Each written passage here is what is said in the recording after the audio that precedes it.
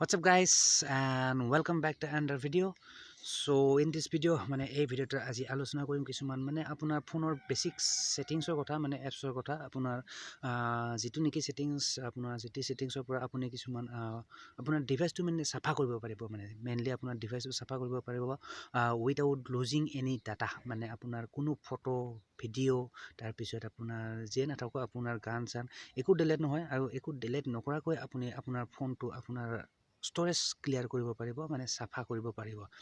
so হেইটোনো process কি এটা basic একদম সিম্পল প্ৰসেস আৰু আপোনাৰ এটো আছে আপোনাৰ ফোনৰ ভিতৰত সেটিংছৰ ভিতৰত আৰু তাতে সেটিংছৰ নো কোড আছে বলক পটাপট চাই লো গাইস তো without wasting your any time, so let's get start the video guys block সেটিংছ আছে তো ফার্স্ট টাইম আপুনি সেটিংছটো অন কৰি লব এনেকৈ তো সেটিংছটো পটাপট অন কৰি ললো মই এনেকৈ আপোনাৰ যত আছে সেটিংছটো অন কৰি লব সেটিংছ তো অন কৰি ললো মই এনেকৈ তাৰ পিছত আপুনি সেটিংছত আপুনি কোনটো কোড আছে আপোনাৰ এপছ তাতে এপছ তাতে যাব লাগিব তো বলক মই অকমান বাই দা ৱে গাইস এইটো অকমান স্লো হৈ আছে আপুনি দেখিছে অকমান তো আহিলে আপোনাৰ এনেকৈ আহিব আপোনাৰ ডিভাইসটো লৈ কথা আপোনাৰ বা ক'ত আছে আপুনি জানিব তো যে নহক আপুনি ইয়াতে আপুনি এপছ এণ্ড নটিফিকেশন এনেকৈ এটা বস্তু পাব অপচন এটো এপছটো এটো সো এপছটো মই ক্লিক কৰি দিলো এনেকৈ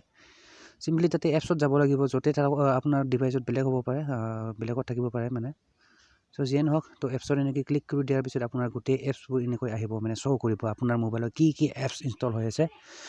সো মোৰ এইবোৰ আছে এটো শো কৰি আছে মই তাৰ এতিয়া যিবোৰ এপছ তাৰ পৰা কিছুমান কাম কৰিব লাগিব তো মই দেখাই আছো সাপোজ মই এতিয়া কি YT ষ্টুডিঅ'ৰ মই গুচি গৈছো YT ষ্টুডিঅ' বা ফেসবুকটো মই এটা ক্লিয়াৰ কৰিম আপোনাৰ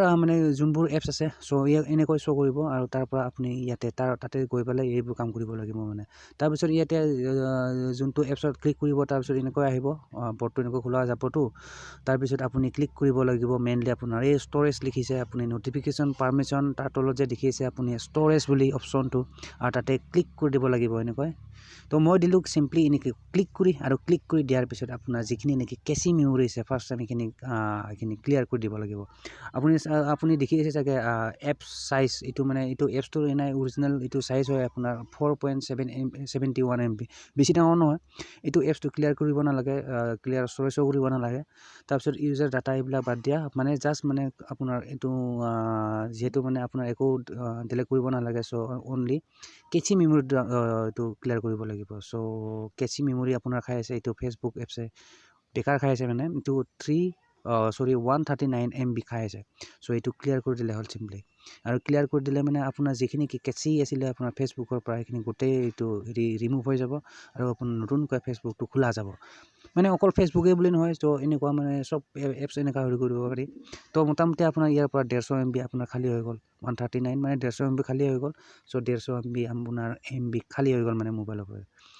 তাৰ পিছত আপোনাৰ জিমেইল মই মোৰ ক্ষেত্ৰত দেখাইছো এতিয়া আৰু বেলেগ এপছৰ আপোনাৰ যি এপছ আছে তো তেনেকৈ চাব পাৰি তো এটো জিমেইলৰ মোক আছে আপোনাৰ 202 MB তো ষ্টৰেজত ক্লিক কৰিব এনেকৈ